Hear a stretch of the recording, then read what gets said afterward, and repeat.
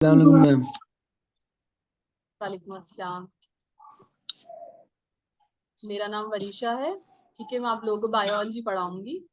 तो पहला आप लोगों को पता ही है, 9th क्लास में पहला चैप्टर हमारा क्या है? सेल। ठीक है, फंडामेंटल यूनिट ऑफ लाइफ, है ना? हाँ, cell the fundamental unit of life. एक मिनट अलाउ कर दूं, और लोग ज्वाइन करना चाह रहे हैं। ठीक है, तो स्टार्ट करते हैं। किसी किसी को बेसिक तो काफी पता ही होगा, सेल क्या है।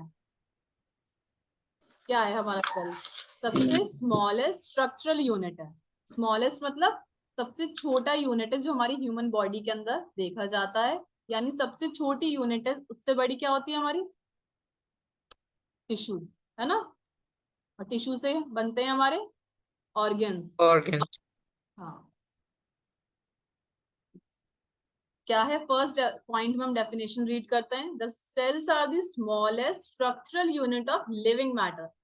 यहाँ पर पहले बात कर दी गई है कि लिविंग मैटर है, यानी नॉन लिविंग चीज तो हमें पता ही है, नॉन लिविंग चीज के अंदर लाइफ होती ही नहीं है, तो नॉन लिविंग चीज के अंदर सेल्स कंपोज नहीं होंगे, सेल्स नहीं पाए जाएंगे। ठीक है, क्या है? Cells are the smallest structural units of living matter and compose all, एक मिनट, ऑल लिविंग थिंग्स। यानी सारे जितने भी लिविंग थिंग्स होंगी सब किससे बनी होंगी? हमारी सेल से बनी होंगी। ठीक है, मोस्ट सेल्स हैव वन और मोर न्यूक्लियाई, यानी एक भी न्यूक्लियाई हो सकता है और एक से ज्यादा न्यूक्लियाई भी हो सकते हैं। ऐसा नहीं है कि कहीं पर सिंगल ही न्यूक्लियाई होगा, एक से ज्यादा न्यूक्लियाई पाए जाते हैं। एंड अदर ऑर्गेनल्स, ऑर्गेनल्स हमें पता ही है, सेल के कंपोनेंट्स को हम क्या कहते हैं? ऑर्गेनल्स कहते हैं, जो सब क्या करते हैं? डिफरेंट टास्क परफॉर्म करते हैं। जैसे हमारे बॉडी ऑर्गन्स हैं, हार्ट का क्या काम होता है? सर्कुलेशन का काम होता है। किडनी का क्या होता है? एक्सक्रीशन का काम होता है। वैसे ही डिफरेंट ऑर्गन्स यानी डिफरेंट सेल्स जो है हमारे डिफरेंट ऑर्गन्स की तरह टास्क परफॉर्म करते हैं डिफरेंट। ठीक है, अब यहाँ पे ये चीज हमारी लिखी हुई है पहले ही कि cells carries out nutrition, respiration, excretion, transportation and reproduction. यानी जो रेस्पिरेशन के लिए सेल्स फंक्शन कर रहे होंगे वो एक्सक्रीशन वाले सेल्स नहीं कर रहे होंगे, क्योंकि एक्सक्रीशन क्या है हमारा? वेस्ट प्रोडक्ट का निकल जाना। जब वेस्ट प्रोडक्ट निकलेगा तो ये रेस्पिरेशन में काम नहीं कर सकते हमारे सेल्स। सेम ऐसी ट्रांसपोर्टेशन में हमारे कौन से सेल्स काम करते हैं? ट्रांसपोर्टेशन कौन करता है हमारा? बताएं, कौन कर, एक मिनट, कौन करता है हमारा transportation? Heart pump. Very good. और रिप्रोडक्शन तो हमें पता ही है। ठीक है, यस, ये चीज हमें पता चल गई कि रिप्रोडक्टिव ऑर्गन।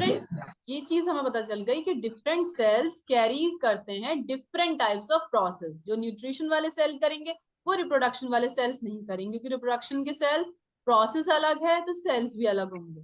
ठीक, यहां तक बात क्लियर हुई आप लोगों को?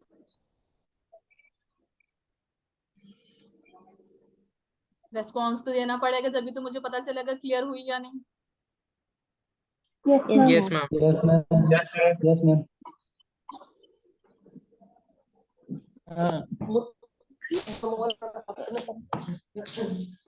ठीक है, तो फिर हम नेक्स्ट, मैम बेटा डियर स्टूडेंट्स, एक बात सुनिए, एक बात सुनिए, जरा ध्यान से एक बात सुनिए। सब लोग अपने आप को म्यूट रखेंगे। Everybody has to put mute, okay? और पीछे से अगर खिसखिस की आवाज आ रही है मैं आपको मीटिंग से आउट कर दूंगा। खिसखिस की आवाज बिल्कुल नहीं आएगी, कोई लूज टॉक नहीं होनी चाहिए। पीछे से आपके कुत्ता भौंक रहा है, खिसखिस हो रही है, कुछ हो रही है, इससे आवाज, इससे जो मीटिंग होती है डिस्टर्ब होती है, बाकी सब बच्चे डिस्टर्ब होते हैं। पढ़ने की नियत से, पढ़ाने की नियत से शुरू की गई है ये मीटिंग, तो प्लीज म्यूट रखेंगे सब लोग। क्लियर? शुरू करिए। थर्ड पॉइंट हमारा क्या है? अब यहाँ पर मैंने ये चीज मेंशन करी है आपकी कि व्हाट इज अ सेल। अब हम यहाँ से बहुत बेसिक डेफिनेशन से आगे बढ़ेंगे, बहुत बेसिक डेफिनेशन, इससे और क्लियर हो जाएगा। सेल क्या है? एक टाइनी मास है। टाइनी यानी छोटा मास है। मास तो हमें पता ही है, कोई भी चीज जिसके अंदर कोई मटीरियल फिल्ड होता है उसे मास कहा जाता है। ठीक, और क्या है? Tiny mass of cytoplasm. Cytoplasm भी हमें पता है which is limited by a membrane, यानी कोई ये सेल एक ऐसा मास है जिसके अंदर साइटोप्लाज्म होता है, मेम्ब्रेन होती है, और क्या करता है, ये is capable of performing all the vital functions of life, यानी जितने भी हमारे इंपॉर्टेंट फंक्शंस हैं लाइफ के, ह्यूमन बॉडी के लिए जो नेसेसरी फंक्शंस हैं, वो सारे कौन परफॉर्म करता है, हमारा सेल करता है। ठीक है, नेक्स्ट पॉइंट क्या है। अब यहाँ से हमारे ये इंपॉर्टेंट पॉइंट्स हैं, इनको जरूर आप लोग हाईलाइट करिएगा दिमाग में अपने। The cell was first discovered by Robert Hooke in 1665. Cell को सबसे पहले रॉबर्ट हुक ने डिस्कवर करा था in the year 1665. Year most importantly याद रखने हैं। लेकिन रॉबर्ट हुक ने कहा देखा था टिश्यू सेल को, हमारे कॉर्क ऑफ ट्री में देखा था। अब बार्क देखी आप लोगों ने, ट्रंक देखा है, जो ब्राउन कलर का पार्ट होता है ट्री का, उसे कॉर्क कहा जाता है। कॉर्क के अंदर हमारे रॉबर्ट हुक ने सेल को डिस्कवर किया था, और उन्होंने ये बताया था कि कॉर्क के अंदर जो सेल्स हैं वो डेड इन नेचर हैं। ठीक है भाई, the living cells were discovered by Leeuwenhoek. अब यहाँ पर एक और इम्पोर्टेंट बात क्लियर हो गई कि लिविंग सेल्स की डिस्कवरी ल्यूएनहुक ने करी थी, लेकिन डेड सेल्स की रॉबर्ट हुक ने करी थी। दोनों के अलग अलग डिस्कवरीज थी। इन्होंने किस ईयर में करी थी, 1674 में करी थी। और कहाँ देखे थे इन्होंने लिविंग सेल्स, एल्गी में देखे थे, पॉन्ड वाटर के अंदर एल्गी देखी थी, उसके थ्रू इन्होंने लिविंग सेल्स की डिस्कवरी करी थी। The nucleus was first discovered by Robert Brown in 1831. Robert brown ने डिस्कवरी करी थी न्यूक्लियस की इन 1831।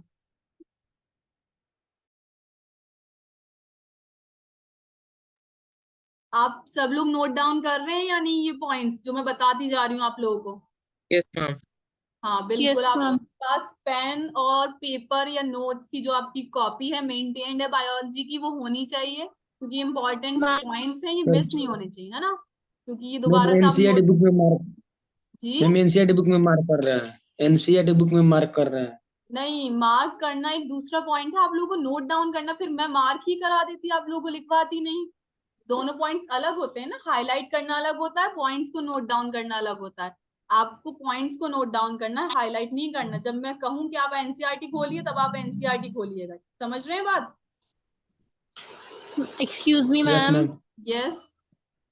मैम एक क्वेश्चन पूछना था। मैम पूछें। जो वेबसाइट है ना, उस पे जहाँ सिलेबस दे रखा है, उसमें साइंस में डाइवर्सिटी चैप्टर नहीं दे रखा वहां पर।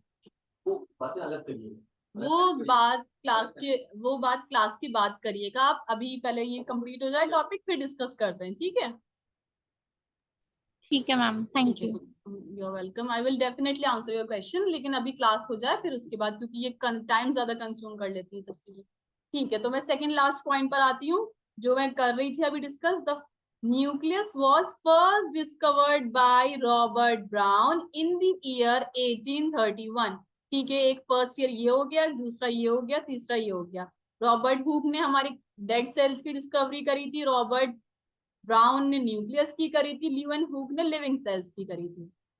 लास्ट क्या है, the term protoplasm was discovered by Purkinje in 1839। इन्होंने क्या डिस्कवर करा था, हमारा प्रोटोप्लाज्म डिस्कवर करा था। ठीक है, नेक्स्ट स्लाइड पे चलते हैं। यहाँ पर मैंने डिस्कवरी सारी डिस्कस करी पीछे। अब आगे हम नेक्स्ट पर आते हैं। The cell theory was proposed by Schleiden and Schwann in the year 1855। यानी सेल थ्योरी, सेल की जो थ्योरी थी, सेल के बारे में जो बताया था आपका, वो आपका श्लेडेन एंड श्वान ने बताया था। कौन सी ईयर में, 1835 में। उसके बाद एक और साइंटिस्ट आए, एक और डिस्कवरर आए, लेकिन उन्होंने कोई नई डिस्कवरी नहीं करी, उन्होंने सिर्फ कुछ नए पॉइंट्स ऐड करे थे, जिनका नाम था विर्को। उन्होंने सेल थियरी जो हमारी श्लेडेन एंड श्वान ने दी थी, उसी में इन्होंने कुछ अपने पॉइंट्स ऐड कर दिए थे। अब ये बहुत इंपॉर्टेंट पॉइंट है, इसको जरूर नोट डाउन कीजिएगा। The smallest living cell is PPLO, जिसका दूसरा नाम है माइकोप्लाज्म, जिसका साइज होता है 0.1 mm, 0.1 मिलीमीटर का साइज होता है। स्मॉलेस्ट लिविंग सेल है पीपीएलओ, जिसका नाम है आपका, पूरी डेफिनेशन, प्लूरो निमोनिया लाइक एक ऑर्गेनिज्म, ठीक है, ये थोड़ा सा बाहर निकल गया, से लिख लीजिएगा ऑर्गेनिज्म।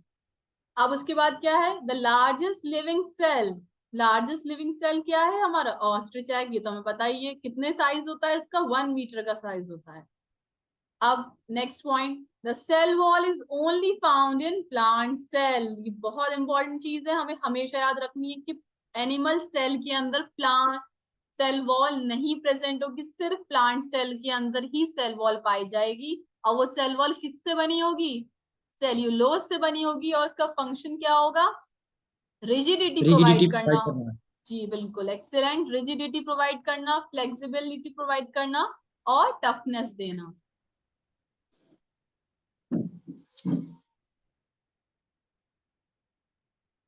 ठीक है, next point, the cell wall provides the cell both structural support and protection and prevents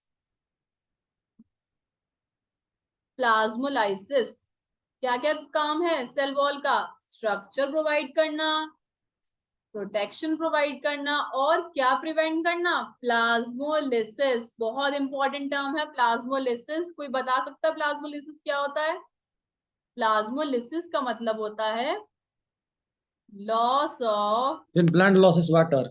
yes excellent, loss of water को कहते हैं हम प्लाज्मोलिसिस। तो इस चीज को कि प्लांट की इंजरी हुई और उसने ज्यादा लॉस करना शुरू कर दिया, इस चीज को प्रिवेंट करने के लिए हमारी सेल वॉल काम करती है। वो रिजिड हो जाती है, रिजिड इन नेचर होती है, जिसकी वजह से, Zabihullah please mute yourself, mute करिए, अभी आपसे बोला था जब आंसर करें, जब आप अनम्यूट कर लें अपने आप को।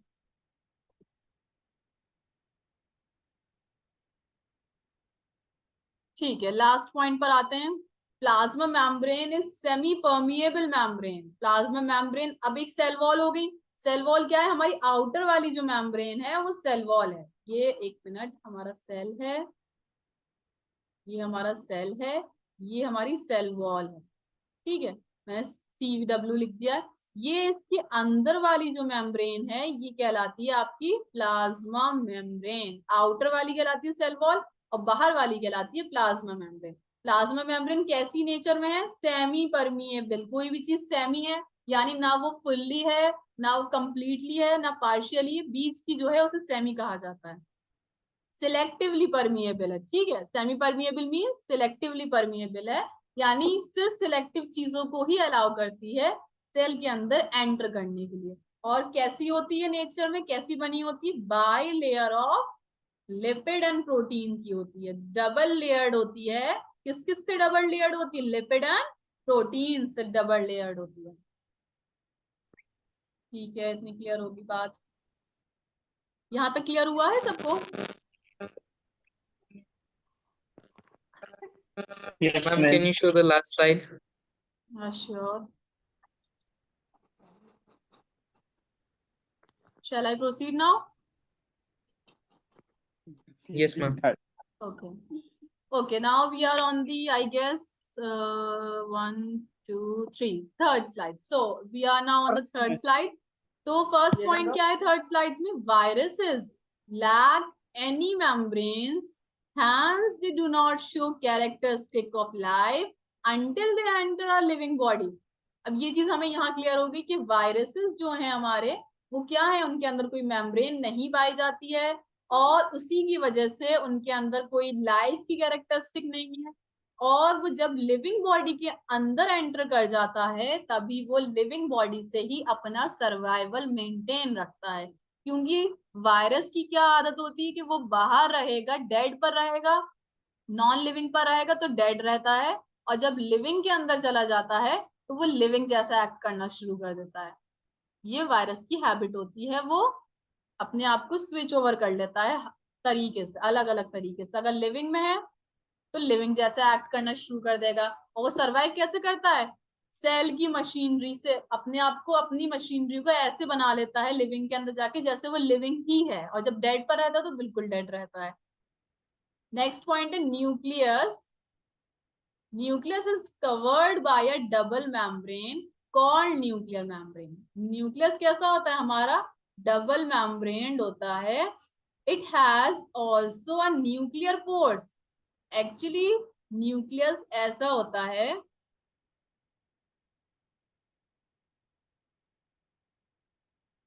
जिसकी वजह से ये जो इसके गैप्स होते हैं ये न्यूक्लियर पोर्स कहलाते हैं, जो बीच में गैप होता है। और इस न्यूक्लियर पोर का क्या काम होता है? Exchange of material. अब कोई चीज, हमारा दरवाजा खुला हुआ, दरवाजा खुलने का क्या मतलब है? हम उससे एक्सचेंज कर सकते हैं, लोग आ सकते हैं, लोग जा सकते हैं, बैठ सकते हैं, मतलब कोई भी आउटिंग हो सकती है और कोई भी अंदर आके बैठ सकता है। सिमिलरली जो पोर्स हैं न्यूक्लियस के, ये एक्सचेंज ऑफ मटेरियल में हेल्प करते हैं। उसके बाद है the fluid field inside the nucleus is called as nucleoplasm. बहुत बेसिक है। सेल के अंदर का फ्लूइड साइटोप्लाज्म कहलाता है, न्यूक्लियस के अंदर का फ्लूइड न्यूक्लियोप्लाज्म कहलाता है। न्यूक्लियस के अंदर क्या होता है? क्रोमोसोम्स होते हैं, और ये हमें हमेशा से पता है कि क्रोमोसोम्स क्या कंटेन करते हैं? जीन्स कंटेन करते हैं। और जीन्स के अंदर क्या पाया जाता है? हमारा जेनेटिक मटेरियल, यानी हमारे जीन्स जो हैं वो हेल्प करते हैं ये बताने के लिए कि हमारा फादर कौन है, हमारी मदर कौन है। इसी से हमारा डिटेक्ट होता है, हमारा जीन से डिटेक्ट होता है हमारा फादर और मदर को डिटेक्ट किया था। ये कहते हैं ना कि डीएनए टेस्टिंग करा लो, इससे पता चल जाएगा कि इसके फादर कौन है। जब कोई क्राइम सीन होता है तो डीएनए में क्या होता है? डीएनए में हमारे जीन्स पाए जाते हैं। और डीएनए कहाँ प्रेजेंट होता है? क्रोमोसोम्स में। क्रोमोसोम्स कहाँ होते हैं? न्यूक्लियस में। तो बस ये इंटर रिलेटेड है एक दूसरे से कि न्यूक्लियस के अंदर क्रोमोसोम्स हैं, क्रोमोसोम्स में डीएनए है और डीएनए में जीन्स। लास्ट पॉइंट है chromosomes are made up of. Chromosome किससे बने होते हैं? DNA, protein. Yes, excellent. ये चीज आपको हमेशा याद रखनी है कि क्रोमोसोम सिर्फ डीएनए से नहीं बने होते, डीएनए एंड प्रोटीन दोनों से बने होते हैं। Chromosomes are formed just before the cell division. ठीक है, सेल डिवाइड जब होना शुरू होता है उससे जस्ट पहले की जो स्टेज होती है या थोड़ा सा जो टाइम होता है सेल डिवाइड होने से पहले का, वो क्रोमोसोम कहलाता है। क्रोमोसोम बन जाता है हमारे, हमें पता है डबल आर्म स्ट्रक्चर होता है हमारा क्रोमोसोम का। ठीक है, तो ऐसा स्ट्रक्चर होता है। तो ये स्ट्रक्चर जो होता है हमारा कब होता है? सेल डिवीजन होने से पहले। ठीक, जब सेल डिवाइड हो रहा होता है उससे जस्ट पहले की जो स्टेज होती है वो हमारा क्रोमोसोम कहलाता है। लेकिन actual state in which they exist in the absence of cell division, cell division से पहले की जो स्टेट होती है वो क्रोमैटिन कहलाती है, वो क्रोमोसोम नहीं होते। कैसी स्टेट होती है वो? ये है हमारा सेल, इसमें ऐसे ऐसे ऐसे ऐसे स्ट्रक्चर में कंडेंस्ड फॉर्म कहलाती है। ये हमारी क्या कहलाते हैं? Chromatin. Chromatin. Very good. Condensed form हमारी क्रोमैटिन कहलाती है। कब कहलाती है? जब सेल डिवीजन नहीं हो रहा होता है तो हमारे क्रोमोसोम्स ऐसी स्टेट में पड़े हुए होते हैं, कंडेंस्ड फॉर्म में पड़े होते हैं। और जस्ट बिफोर सेल डिवीजन वो क्रोमोसोम बन जाते हैं और हेलिक्स ऐसे आर्म स्ट्रक्चर बना लेते हैं। ठीक है, इतना क्लियर हुआ? मुझे रेस्पॉन्स देते रहिएगा ताकि मुझे पता चले। Yes, ma'am. Okay, thank you. Yes ma'am. ठीक है, ठीक है। नेक्स्ट स्लाइड पर आते हैं। Nucleus plays an important role. अब ये सेल डिवीजन में कौन काम कर रहा है? सेल डिवीजन करा कौन रहा है? हमारा न्यूक्लियस करा रहा है। क्यों? क्योंकि जैसे हमारा ब्रेन काम करता है, ब्रेन कौन है? हमारा पूरा हेड है हमारी बॉडी का। ठीक है, क्योंकि ब्रेन क्या करता है? सारे हॉर्मोन्स को कमांड देता है कि अब ये ग्लैंड ये हार्मोन सिक्रीट करेगा। अब एकदम से इमरजेंसी हुई है तो हमारे ये ग्लैंड ग्लैंड एड्रिनलिन सिक्रीट कर देगा। सिंपली सारे जो हमारे हार्मोन्स हैं जो ग्लैंड सिक्रीट करता है वो सारे किसके कंट्रोल में है? ब्रेन के कंट्रोल में है। सिमिलरली जो सेल की फंक्शंस हैं, सेल को कौन कंट्रोल कर रहा है? न्यूक्लियस कंट्रोल कर रहा है, क्योंकि न्यूक्लियस कौन है? Father of cell. Yes, exactly. अब आप म्यूट रखिएगा, ठीक है? जब आंसर करें आप लोग तब करिएगा अनम्यूट अपने आप को। उसके बाद plant cell have cell walls. ये बात हमने पीछे ही पढ़ ली थी। प्लांट सेल में सेल वॉल होती है, एनिमल सेल में नहीं होती। ठीक है, प्लांट सेल में प्लास्टिड्स पाए जाते हैं, एनिमल सेल में नहीं होते। प्लास्टिड्स का क्या काम होता है? Responsible for the green colour of the leaves. Plastids क्या देते हैं? ग्रीन कलर देते हैं लीव्स को। Cytoplasm is a fluid portion. Cytoplasm क्या है कि मैं एक कप ले लूं, वो कप मेरा सेल है, कप के अंदर मैंने पानी भर दिया, वो पानी क्या है मेरा साइटोप्लाज्म है of the cell which maintains the pH. ये क्या काम करता है हमारा साइटोप्लाज्म? पीएच मेंटेन करता है। 10th में तो पढ़ाई होगा पीएच क्या होता है, पोटेंस हाइड्रोजन, है ना, यानी एसिडिटी और पावर ऑफ बेसिसिटी को हाइड्रोजन। क्या हुआ, कुछ कह रहे हैं, कोई कुछ कह रहा था? ठीक है। Vacuoles are large and less in number. किसमें कम होते हैं और किसमें बड़े होते हैं? प्लांट सेल में। और किसमें छोटे होते हैं और किसमें ज्यादा होते हैं? एनिमल सेल में। ठीक है, ये बहुत बेसिक चीज थी, हमें क्लियर हो गई। Cells which do not have a nucleus and membrane bound organelles, जिसके अंदर ना न्यूक्लियस होता है ना मेम्ब्रेन बाउंड ऑर्गेनेल्स होती हैं, उनको प्रोकैरियोट्स कहा जाता है, जिसका एग्जाम्पल है हमारा बैक्टीरिया। और वो सेल्स जिसके अंदर प्रोमिनेंट न्यूक्लियस है, मेम्ब्रेन बाउंड ऑर्गेनेल्स हैं, उसको कहा जाता है यूकैरियोट्स, जिसका एग्जाम्पल है animals, plants and fungi. Am I clear? Yes, ma'am. Yes ma'am. Thank you, ऐसी रेस्पॉन्स देते रहिए ताकि मुझे थोड़ा आइडिया रहे। ठीक है, नेक्स्ट स्लाइड पर आते हैं। हाँ, अब हम अपने मेन पूरे जो इस चैप्टर का जिस्ट है, जो मेन चीज है, फोकस है हमारी, उस पर आ जाते हैं। Cell organelles. सेल ऑर्गेनेल्स यानी सेल के कंटेंट, है ना, सेल के कंटेंट पर आ जाते हैं। क्या क्या है सेल के अंदर? माइटोकॉन्ड्रिया है, गोल्जी अपैरेटस, जिसे हम गोल्जी कॉम्प्लेक्स भी कहते हैं और गोल्जी बॉडी भी कहते हैं, endoplasmic reticulum, lysosome, plastids and vacuoles. ये सब हम 1 बाय 1 कवर करेंगे अभी। ठीक है, सबसे पहले डिस्कस करते हैं माइटोकॉन्ड्रिया। ठीक है, ये क्या है? ये कहलाता है power house of the cell. Power house of cell. ये बचपन से पढ़ते आ रहे हो, हमेशा याद रहेगा। Power house of the cell है। कैसा स्ट्रक्चर है इसका? Capsule like double membrane structure है। और ये किस लिए रेस्पॉन्सिबल होता है? क्या फंक्शन होता है इसका? Site of cellular respiration. और power house of the cell क्यों कहा जाता है इसे? क्योंकि ये सिंथेसाइज क्या फॉर्म करता है ये? अच्छा, अभी हमारी 10 मिनट्स की मीटिंग एंड हो जाएगी, तो आप लोग दोबारा से ज्वाइन कर लीजिएगा, ठीक है। एनर्जी फॉर्म होती है, किस फॉर्म में होती है? In the form of ATP. ATP की फुल फॉर्म तो सभी को पता होगी, बहुत आसान है। Adenosine triphosphate.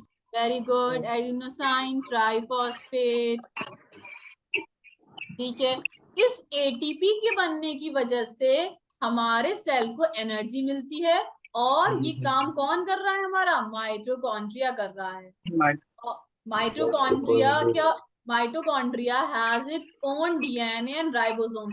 अब ये बात याद रखिएगा, मैंने ये ब्रैकेट में एनिमल सेल लिखा है। एनिमल सेल, ये चीज मैंने इंपॉर्टेंटली इसलिए लिखी है क्योंकि माइटोकॉन्ड्रिया जो एनिमल सेल के अंदर प्रेजेंट होगा, वो माइटोकॉन्ड्रिया जो एनिमल सेल के अंदर होगा, प्लांट सेल में नहीं। प्लांट सेल वाला माइटोकॉन्ड्रिया की नहीं, एनिमल सेल वाले माइटोकॉन्ड्रिया की बात कर रही हूँ।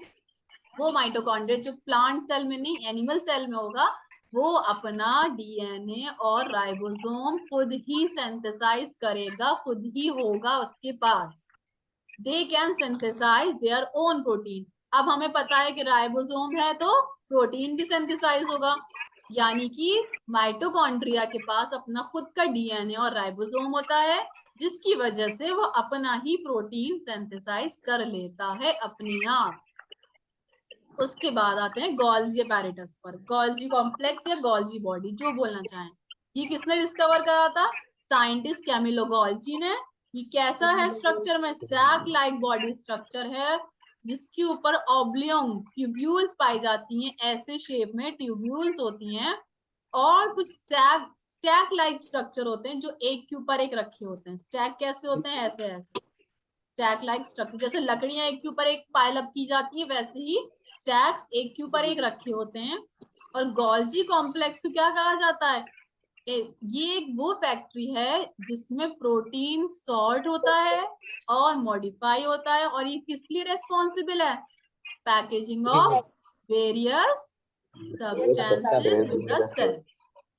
यहाँ तक सबको बात क्लियर हुई है ना?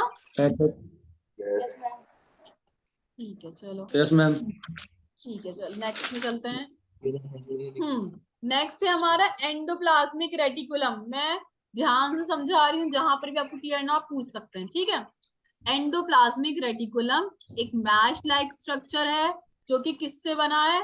कंपोज्ड ऑफ न्यूमरस ट्यूब्यूल्स, बहुत सारी ट्यूब्यूल्स से ट्यूब लाइक स्ट्रक्चर्स हैं, उससे मिलकर ये एक मैश लाइक स्ट्रक्चर दे देता है जो एंडोप्लाज्मिक रेटिकुलम कहलाता है।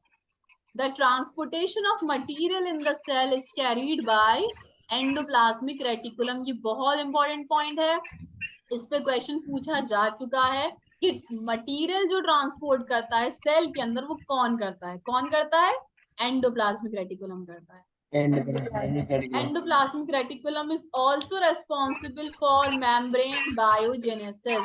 membrane biogenesis, membrane तो हमें पता है, बायोजेनेसिस का क्या मतलब होता है? बायो मीन्स लिविंग और जेनेसिस मीन्स होता है फॉर्म होना, यानी मेम्ब्रेन के फॉर्मेशन में रेस्पॉन्सिबल होता है कौन? Endoplasmic reticulum. Enzymes and hormones are also controlled by endoplasmic reticulum। There are two types of endoplasmic reticulum: rough endoplasmic reticulum and smooth endoplasmic reticulum। आप इनके नाम पर ही जाएं तो इनके फंक्शन इनका नाम उसी के इनके फंक्शन के हिसाब से ही दिया गया है। जैसे हम कहें रफ एंडोप्लाज्मिक रेटिकुलम को रफ क्यों कहा जाता है? क्योंकि उसके ऊपर ग्रेन्यूल्स पाए जाते हैं। ग्रेन्यूल्स कैसे होते हैं? मान लो ये एक स्ट्रक्चर है, इसके ऊपर ये ऐसे करके स्टोन्स टाइप कुछ रखा हुआ है, ये इनको हम ग्रेन्यूल्स कह देंगे। और ये ग्रेन्यूल्स को क्या बोला गया है? राइबोसोम्स बोला गया है। और राइबोसोम्स का क्या फंक्शन होता है? कि ये प्रोटीन सिंथेसाइज करते हैं, प्रोटीन बनाते हैं। तो प्रोटीन के पाए जाने की वजह से, इन ग्रेन्यूल्स के पाए जाने की वजह से सरफेस रफ हो जाता है, जिसकी वजह से इसका नाम रफ एंडोप्लाज्मिक रेटिकुलम दिया गया है। सिमिलरली ऑपोजिट हो जाती है चीज यहाँ पर स्मूथ एंडोप्लाज्मिक के लिए। स्मूथ क्या करता है? लिपिड को सिंथेसाइज करता है। लिपिड किसकी फॉर्म है? फैट्स की कॉम्प्लेक्स फॉर्म है ना? हाँ, फैट्स की कॉम्प्लेक्स फॉर्म हमारी लिपिड्स, ठीक है। तो लिपिड को सिंथेसाइज कौन करता है? स्मूथ एंडोप्लाज्मिक रेटिकुलम करता है। इस लिपिड की प्रेजेंस की वजह से हमारा स्मूथ अपीयरेंस आ जाती है, जिसकी वजह से इसका नाम स्मूथ एंडोप्लाज्मिक रेटिकुलम दिया गया। अब यहाँ पे क्या बात करेंगे? In liver. अब हमें पता है प्लांट्स के अंदर तो लिवर पाया नहीं जाता, एनिमल सेल्स के अंदर पाया जाता है, और एनिमल सेल्स एनिमल्स में होते हैं और ह्यूमंस में होते हैं, ठीक। तो लिवर क्या है? लिवर के अंदर जो स्मूथ एंडोप्लाज्मिक रेटिकुलम होता है उसका फंक्शन होता है ब्लड को डिटॉक्सिफाई करना। डिटॉक्सिफाई मतलब प्योरीफाई करना, इम्प्योरिटीज को रिमूव करना, पॉइजनस सब्सटेंसेस को रिमूव करना। ये कौन काम करता है? एंडोप्लाज्मिक रेटिकुलम करता है। कौन सा एंडोप्लाज्मिक रेटिकुलम करता है? स्मूथ करता है। और कहाँ करता है? लिवर में करता है। उसके बाद लास्ट पॉइंट पर आ जाते हैं, एक मिनट, लास्ट पॉइंट पर आ जाते हैं। Lysosomes. Lysosomes are small sac like structure जिसमें डाइजेस्टिव एंजाइम्स पाए जाते हैं। वो डाइजेस्टिव एंजाइम क्या करते हैं? जो कोई भी फॉरेन चीज, बाहर की चीज, हार्मफुल चीज सेल के अंदर जैसी एंटर करेगी, लाइसोसोम्स के जो डाइजेस्टिव एंजाइम्स होंगे वो उसको डिस्ट्रॉय कर देंगे और लाइसोसोम बर्स्ट हो जाएगा, अपने आप को खत्म कर लेगा, जिसकी वजह से इसे सुसाइडल बैग कहा जाता है। क्यों कहा जाता है? क्योंकि इसका फंक्शन है इंट्रासेल्यूलर डाइजेशन। सेल के अंदर जो भी फॉरेन चीज एंटर कर रही है उसको डाइजेस्ट कर लेना, डिस्ट्रॉय कर देना और खुद भी बर्स्ट हो जाना। ठीक है, क्लियर हुई सारी बातें? Yes, ma'am. Okay, now we will move to the next slide. अब लास्ट है हमारी, लास्ट ऑर्गेनेल है हमारी प्लास्टिड्स। नहीं, अभी लास्ट नहीं है, इसके बाद वैक्यूल्स भी होंगे। Plastids are large membrane bound organelles. कैसी होती है? लार्ज मेम्ब्रेन बाउंड होती है। इसमें क्या पाए जाते हैं? पिगमेंट्स पाए जाते हैं। और ये कहाँ पाई जाती है हमें पता है, पिगमेंट्स एनिमल सेल में नहीं होते, प्लांट सेल में होते हैं, है ना, प्लांट सेल में पाई जाती है। अब ये चीज देखो, मैंने ये वहां एक किसमें बताई थी, किसकी स्लाइड में बताया था कि कौन अपना खुद सिंथेसाइज करता है डीएनए और राइबोसोम, माइटोकॉन्ड्रिया। Mitochondria, exactly. मैंने ये चीज इसलिए यहाँ एनिमल सेल इसलिए लिखा था क्योंकि एनिमल सेल में माइटोकॉन्ड्रिया अपना खुद सिंथेसाइज करता है और प्लांट सेल में प्लास्टिड्स अपना खुद डीएनए और राइबोसोम रखते हैं। ठीक है जी। उसके बाद क्या है, डिफरेंट पिगमेंट्स की बेसिस पर प्लास्टिड्स को 3 टाइप से क्लासिफाई किया गया है, क्लोरोप्लास्ट, क्रोमोप्लास्ट एंड ल्यूकोप्लास्ट। अब हम 1 बाय 1 कवर करते हैं एक को। अच्छा, ये मैंने आप लोगों का डायग्राम के लिए मैंने ये पिक्चर लगा दी है। ये हमारा माइटोकॉन्ड्रिया है, ये इनर मेम्ब्रेन है। एक मिनट में दूसरे कलर का लेती हूँ ताकि ये थोड़ा दिखे आप लोगों को। हाँ ठीक है, ये हमारी इंटर मेम्ब्रेन है, ये इंटर मेम्ब्रेन है यानी अंदर वाली मेम्ब्रेन। ये मैट्रिक्स क्या है, ये इसके अंदर जो कंटेंट फ्लूइड फिल्ड है, जैसे हमारा साइटोप्लाज्म फिल्ड होता है उसे मैट्रिक्स ही कहा जाएगा, जो चीज फिल्ड है। ये आउटर मेम्ब्रेन, ये एक्सप्लेन करने वाली चीज नहीं है तो पता ही होगी। राइबोसोम्स हैं हमारे कॉइन लाइक स्ट्रक्चर की फॉर्म में। क्रिस्टी है, ये क्रिस्टी क्या है, जो मैंने आप लोगों को बताया था माइटोकॉन्ड्रिया में ऑब्लिंग ट्यूब्यूल जो लिखा था, वो हमारी क्रिस्टी है। और ये हमारा डीएनए है और ये इनर मेम्ब्रेन। ठीक है, ये नेक्स्ट डायग्राम पर आते हैं। गोल्गी apparatus, सिस्टर्नी, सिस्टर्नी क्या है हमारी, यही ट्यूब्यूल्स। माइटोकॉन्ड्रिया के अंदर होता है डीएनए में, क्या चीज, माइटोकॉन्ड्रिया के अंदर होता है डीएनए। हाँ तो ये लिखा हुआ है, यस। ठीक है। गोल्गी apparatus, सिस फेज यानी ऊपर वाला फेज, ट्रांस फेज नीचे वाला डाउनवर्ड फेज, और ल्यूमेन क्या होता है, ये जो इसके अंदर फ्लूइड फिल्ड होता है। जैसे यहाँ पर हम इसे मैट्रिक्स बोल रहे हैं, वैसे ही ये जो गैप है जिसके अंदर फ्लूइड फिल्ड होगा इसे ल्यूमेन कहा जाएगा। अच्छा, मीटिंग खत्म हो रही है, आप लोग दोबारा ज्वाइन कर लीजिएगा, ठीक है। 1 मिनट बाद आप लोग की मीटिंग एंड हो जाएगी, उसी लिंक से दोबारा ज्वाइन कर लीजिएगा। नेक्स्ट पर आते हैं। ठीक है, हाँ बताइए क्या क्वेश्चन था आपका। मैम जब ल्यूनेम क्या चीज बोल रहे थे, ल्यूनेम? ल्यूमेन, ल्यूमेन ये कहाँ पे है? यही पूछ रहे हैं ना, ल्यूमेन, LUMEN, यस मैम। है ना। ये जैसे मैट्रिक्स है, जैसे कोई चीज फिल्ड होती है ना किसी चीज के अंदर, कोई गड्ढा है, गड्ढे के अंदर कोई चीज फिल्ड है, ठीक, पानी भरा हुआ है इसके अंदर, ये एक कैविटी है। ल्यूमेन एक कैविटी है जिसके अंदर आपका फ्लूइड फिल्ड होगा, ल्यूमेन कैविटी को कहा जाता है। Yes ma'am. ठीक है, क्लियर हुआ? Thank you ma'am, thank you ma'am. You are welcome. आगे प्रोसीड करें आप। मैम ठीक है, हाँ तो हम रफ एंडोप्लाज्मिक रेटिकुलम, मैंने यहाँ पे डायग्राम बना दिया है।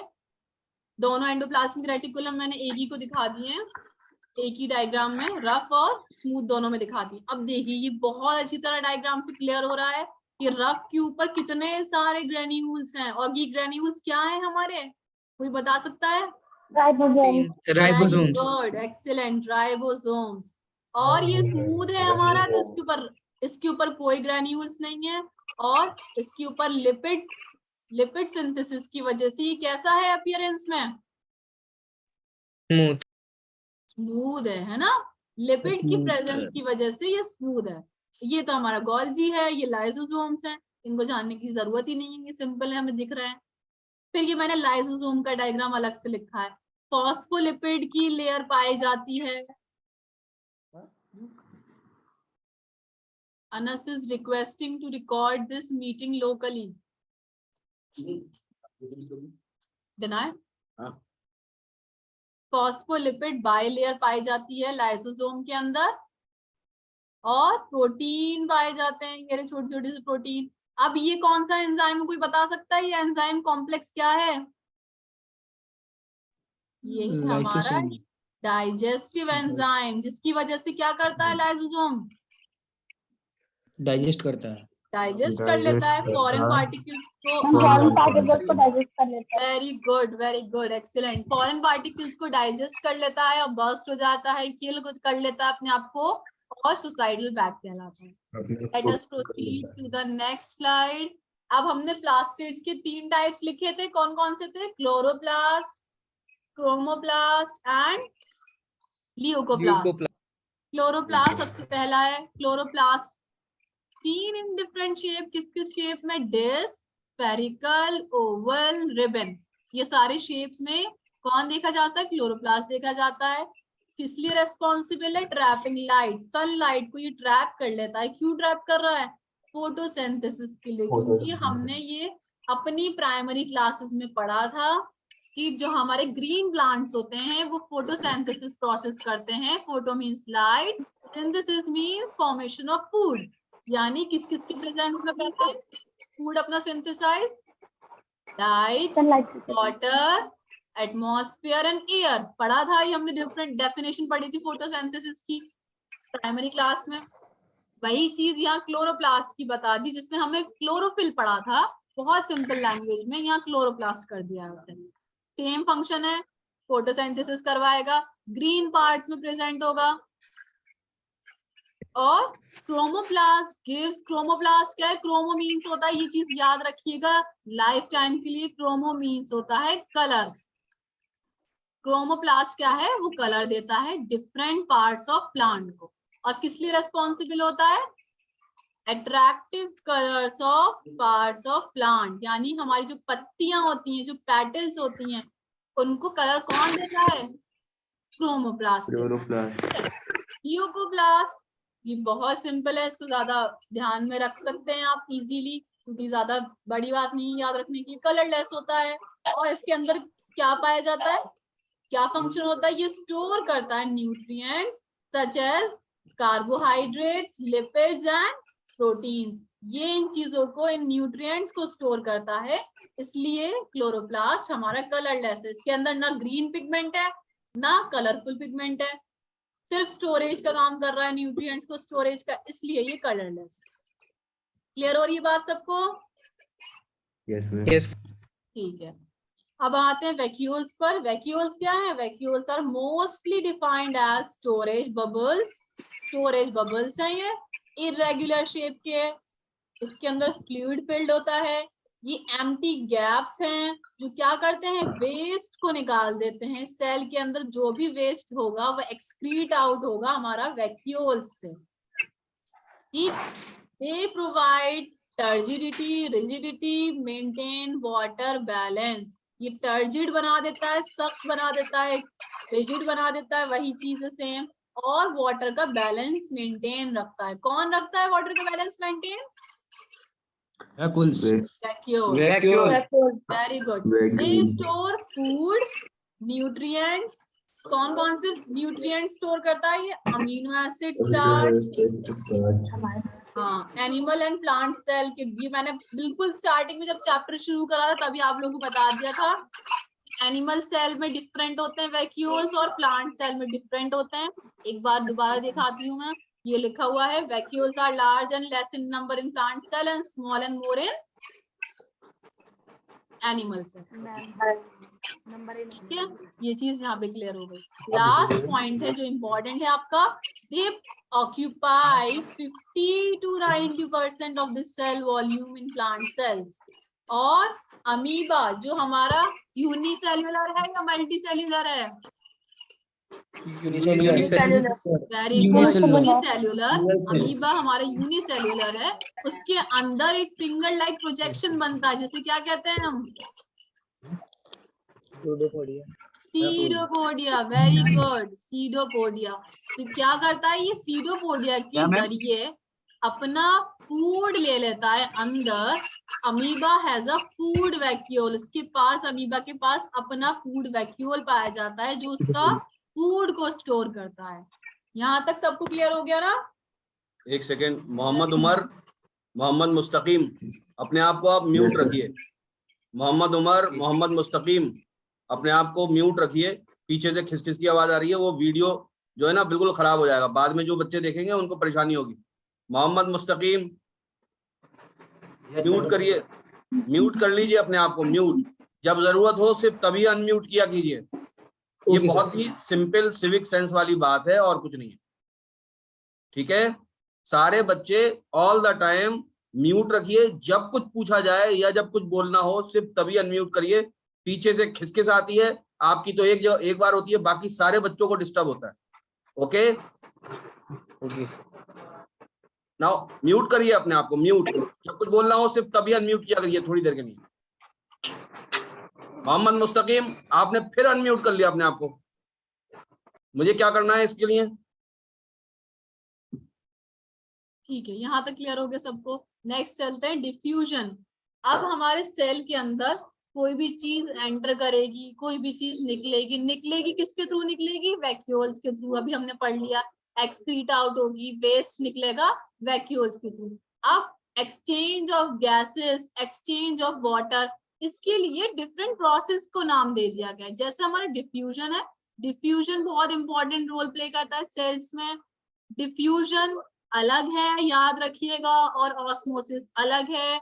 Diffusion refers to the movement of gas molecules from an area of higher concentration to the area of lower concentration.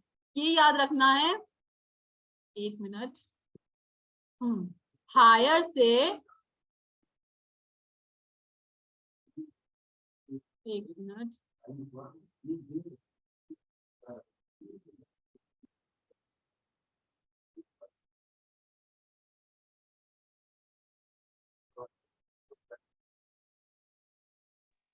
Ma'am शुरू से स्क्रीनशॉट दे दीजिएगा मैम। ठीक है, ये आ गए हम डिफ्यूजन पर वापस। डिफ्यूजन का क्या है? अभी हमने पढ़ा कि हायर कॉन्सेंट्रेशन से लोअर कॉन्सेंट्रेशन की तरफ जब कौन से मॉलिक्यूल्स मूव करेंगे? गैस मॉलिक्यूल्स मूव करेंगे हायर कॉन्सेंट्रेशन से लोअर कॉन्सेंट्रेशन की तरफ, उसे हम डिफ्यूजन कहेंगे। सिमिलरली जब हमारे वाटर मॉलिक्यूल्स मूव करेंगे सेम हायर से लोअर की तरफ, किसके थ्रू? सेमी परमिएबल मेम्ब्रेन के थ्रू मूव करेंगे, उसे हम ऑस्मोसिस कहेंगे। डिफ्यूजन हमारा गैसेस के लिए है और ऑस्मोसिस हमारा वाटर के लिए। अब आ जाते हैं कि हम अगर अपने सेल को डिफरेंट टाइप्स के सॉल्यूशंस के अंदर डाल दें तो हमारा सेल कैसे करेगा यार, कैसे रिएक्ट करेगा, कैसे शो करेगा चेंजेस को? सबसे पहले हमने हाइपोटोनिक सॉल्यूशन लिया। हाइपोटोनिक सॉल्यूशन में क्या होगा? सॉल्यूशन का कंसंट्रेशन हाई होगा और सेल का कंसंट्रेशन कम होगा, जिसकी वजह से क्या होगा? सेल जो है वो सॉल्यूशन के पानी को पी जाएगा, सेल का कंसंट्रेशन लो होगा, बाहर का कंसंट्रेशन ज्यादा होगा। सेल के अंदर बाहर के सॉल्यूशन का पानी सेल पीना शुरू कर देगा और कैसा हो जाएगा? स्वेल अप कर जाएगा, फूल जाएगा, गुब्बारा हो जाएगा, ठीक है, बलून जैसा हो जाएगा। नेक्स्ट सॉल्यूशन किस में डाला हमने? सेल को हाइपरटोनिक सॉल्यूशन में डाला। हाइपरटोनिक में क्या होगा? सेल का कंसंट्रेशन हाई होगा, बाहर का कंसंट्रेशन लो होगा, जिसकी वजह से cell will start losing the water. किसके थ्रू? ऑस्मोसिस के थ्रू, जिसकी वजह से सेल कैसा होगा? श्रिंक कर जाएगा हमारा सेल। ठीक है, लास्ट क्या है? आइसोटोनिक। आइसो मीन्स होता है सेम, यानी इसमें कोई चेंजेस नहीं आएगा। बाहर का कंसंट्रेशन, सॉल्यूशन का कंसंट्रेशन और सेल का कंसंट्रेशन लेवल सेम रहेगा, तो there will be no change. Am I clear? Yes ma'am. Yes ma'am. ठीक है, थैंक यू। अब म्यूट कर लीजिए अपने आप को। नेक्स्ट आते हैं एंडोसाइटोसिस पर। एंडो मीन्स क्या होता है? इनसाइड। साइटोसिस मीन्स होता है अंदर जाना, प्रोसेस को कहते हैं साइटोसिस, ठीक है। यहाँ पे क्या होगा? The process of intake of food. हमें पता है हम खाना अंदर ही तो लेते हैं, खाना बाहर निकालते हैं, वो अलग प्रोसेस होता है, वो हमारा इनवॉलेंट्री होता है। जब हम खाना लेते हैं तो अपनी मर्जी से लेते हैं, जब भूख लगती है जब खाते हैं, ठीक है। क्या होता है? हम खाना अंदर जो लेते हैं, इनटेक ऑफ फूड को बाय यूनिसेल्युलर ऑर्गेनिज्म। अब यहाँ पे ये चीज मेंशन कर दी है, ये प्रोसेस यूनिसेल्युलर का है।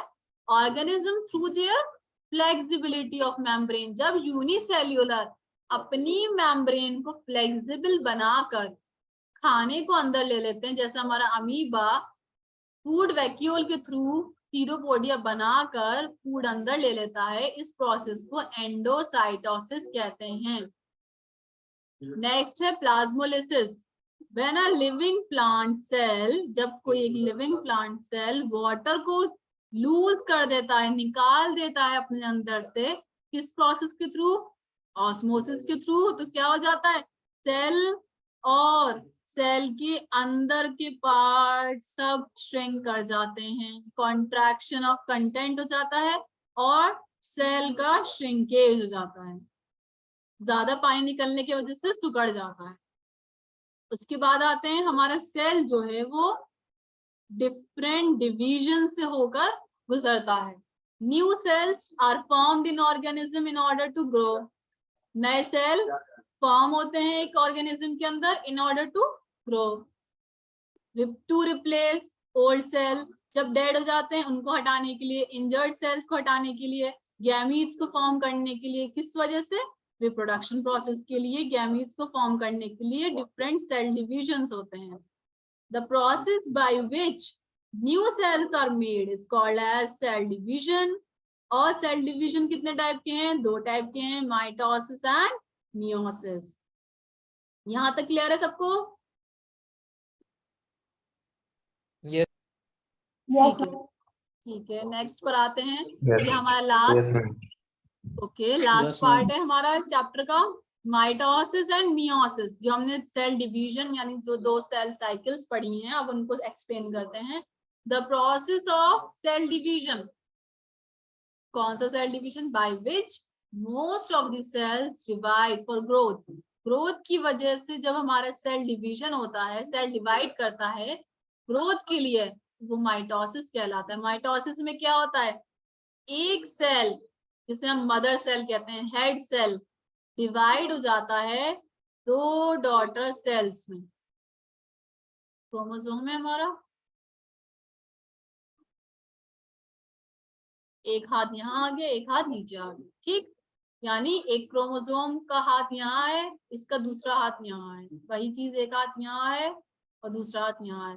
तो एक मदर सेल जिसके अंदर क्रोमोसोम्स होंगे वो डिवाइड हो जाएगा दो डॉटर सेल्स में, टू डॉटर सेल्स में डिवाइड हो जाएगा।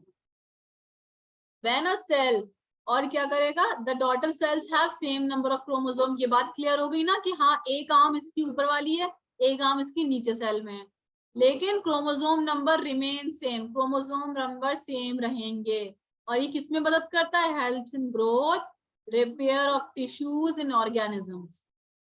के बाद मियोसिस। जब सेल डिवाइड होता है मियोसिस में, तो वो चार सेल्स, चार डॉटर सेल्स बनाता है इंस्टेड ऑफ टू क्या बना लेता है? 4 डॉटर सेल्स बना देता है, 4 डॉटर सेल्स। यानी ये हमारा एक मदर सेल है, इसने 2 सेल्स बनाए, फिर ये 2 सेल्स डिवाइड हुए और इन्होंने 4 सेल्स बनाए। ये कहलाता है हमारा मियोसिस।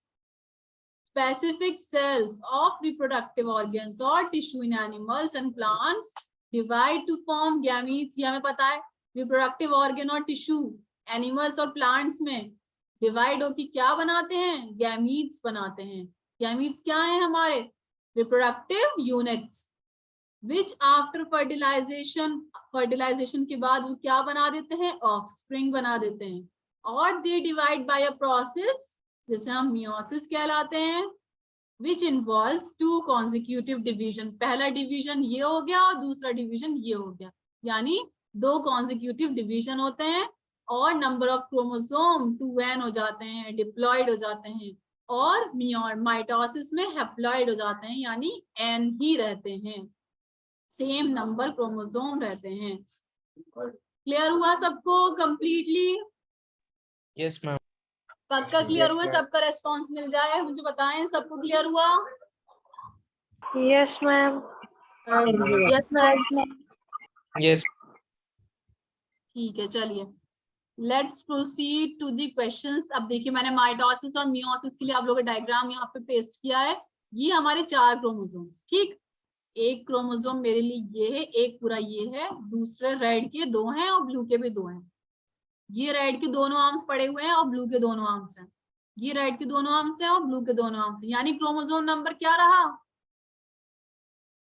क्रोमोसोम नंबर सेम रहा हमारा, सेम, ठीक है। ये माइटोसिस में हो गया। अब मियोसिस में क्या हुआ? ये रहे हमारे 4 क्रोमोसोम। पहला डिवीजन ये रहा जिसमें क्रोमोसोम यहाँ पे 2 ही थे। अब दूसरा डिवीजन हुआ और ये क्रोमोसोम्स डिवाइड हो गए, ये दूसरा डिवीजन हो गया। इसलिए क्या कहा जाता है कि मियोसिस में 2 कॉन्जिक्यूटिव डिविजन्स होते हैं। क्लियर हुआ सबको? Yes ma'am. ठीक है, क्लियर कर देते हैं इसको। अब क्वेश्चंस कर लें आप। क्वेश्चन आगे लगा। Ma'am I have a question. क्या हुआ? मैम मेरे को सवाल पूछना है। क्वेश्चन पूछें। एंडोसाइटोसिस में मूवमेंट किस तरह होता है? हाई कंसंट्रेशन से लो कंसंट्रेशन, लो कंसंट्रेशन नहीं की लो कंसंट्रेशन? नहीं नहीं नहीं, कॉन्सेंट्रेशन यहाँ पे कैसे हो जाएगा? आप खुद सुनिए। आप खाना खा रहे हैं, नॉर्मल एक बहुत बेसिक एग्जांपल लेते हैं। आप खाना खाते हैं, ठीक है। अब मैं ये थोड़ी कहूंगी आपसे कि हायर कॉन्सेंट्रेशन से लोअर कॉन्सेंट्रेशन की तरफ खाना खाइए। कह सकती हूँ मैं आपसे ये? या आप ऐसा कर नहीं सकते मैम, हैं? मैम एक क्वेश्चन है कि endocytosis occur by which movement, active movement की पैसिव मूवमेंट? क्या हुआ? मुझे क्वेश्चन समझ नहीं आ रहा। आप चैट्स में लिख के दीजिए मुझे, मैं आपका आंसर करती हूँ। ठीक है।